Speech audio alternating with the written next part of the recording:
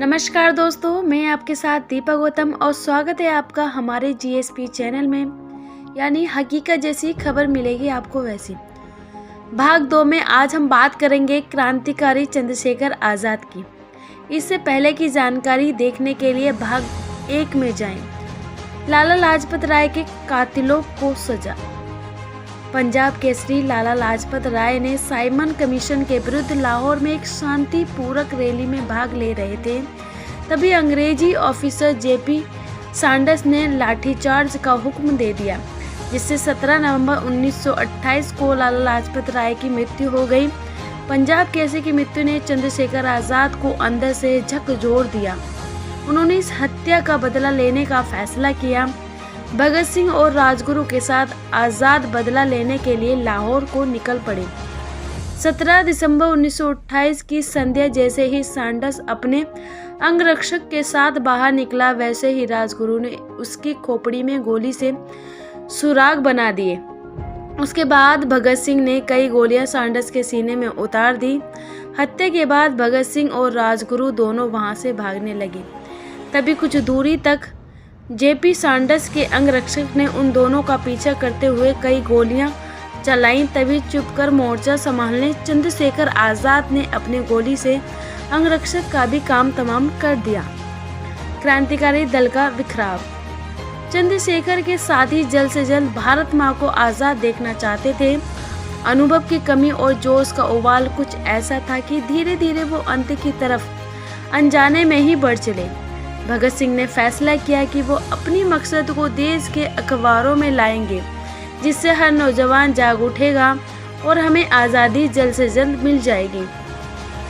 इसके लिए भगत सिंह बटुकेश्वर दत्त के साथ मिलकर दिल्ली के केंद्रीय असेंबली में बम फेंकने का फैसला किया। इस फैसले से चंद्रशेखर आज़ाद नाखुश थे, लेकिन भगत सिंह की जिद के सामने उन्हें झुकना ही पड़ा। आज़ाद के ना चाहते हुए भी 8 अप्रैल 1929 को असेंबली में बम फेंककर भगत सिंह जेल चले गए।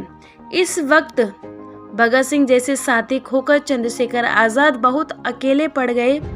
बहुत कोशिश की भगत सिंह और उनके साथियों को छुड़ाने की, लेकिन वो कामयाब ना हो पाए। भगत सिंह के जाने के बाद ना जाने सभी साथी उत्तेजित होकर आज़ाद की इच्छा के विरुद्ध जाकर फिरंगियों पर हमला करने लगे। यशपाल ने 23 दिसंबर 1929 को वायसराय के गाड़ी पर बम फेंककर शहीद हो गए।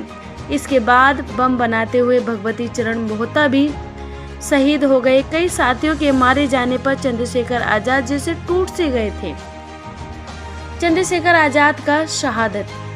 27 फरवरी 1931 को मनहूस दिन था, जिसे हर कोई भारत माँ के पुत्र भुलाना चाहेगा।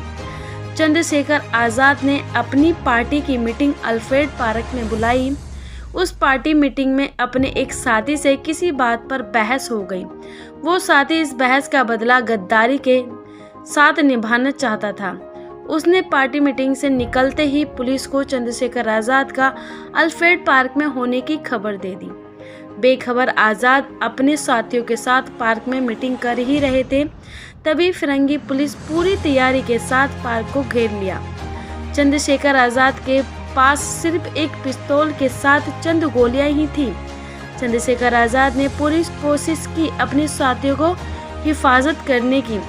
जब आखिरी गोली बची तो अपने दोस्तों को ये बोलते हुए, मैं आज़ाद था, हूँ और रहूँगा। ये फिरंगी मुझे मरने के बाद ही मुझे छू पाएंगे, और अपने सर में गोली मार ली। आज़ाद जी का इतना भय था कि उनके शव से भी फिरंगी घंटों तक दूर रहे। चंद्रशेखर आज़ाद के मरने की खबर पूरे इलाहाबाद में आग की तरह फैल गई। लोग अल्फ्रेड पार्क की तरफ भागने लगे। मौके का नजाकत समझते हुए फिरंगी सैनिक वही चंद्रशेखर आज़ाद का अंतिम संस्कार कर फरार हो गए। शाम होते होते पूरा शहर जल उठा। लोग सरकारी दफ्तरों में तोड़फोड़ करने लगे। पंडित जवाहरलाल नेहरू अपनी पत्नी सहित तथा कांग्रेस के तमाम दिग्गज नेता जो इलाहाबाद में मौजूद थे, वे शमशान घाट पहुंचने लगे। अगले दिन चंद्रशेखर आज़ाद की अस्थियों के साथ जुलूस निकाला गया। भारत माँ के महान सपूत को श्रद्धांजलि देने के लिए इलाहाबाद में पूरे देशभक्त उमड़ पड़े। भीड़ इतनी थी कि शहर छोटा लगने लगा। चंद्रशेखर आज़ाद एक महान स्वतंत्रता सेनानी थे जिन्होंने अपनी वीरता से आज़ादी की नई परिभाषा गढ़ी।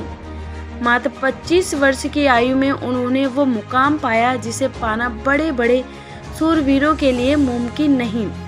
चंद्रशेखर आज़ाद ने अपनी शहादत से भारत के युवकों में आज़ादी के प्रति जोश और जुनून भरा, जिसके परिणाम स्वरूप हमें 1947 में आज़ादी मिली। भारत माँ के सच्चे सपूतों को हम नमन करते हैं। जय हिंद। ऐसे ही अपने देश में जन्मे महान हस्तियों के बारे में जानने के लिए हमारे चैनल को सब्सक्राइब करें और बेल आइकन जरूर दबाएं।